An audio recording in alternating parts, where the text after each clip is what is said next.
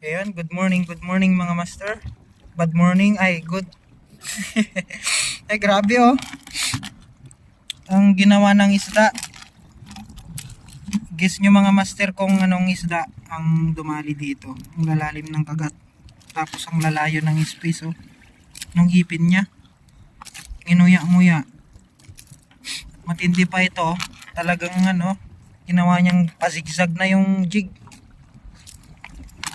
May tama dito ng ipin at lalo na dito na bumigay, napunit. 450 LB to sir, no? Doble na po di mga 900, 357 700 LB kamo na kasi double oh. Nyaki guess what mga master, kung anong isda kasi sa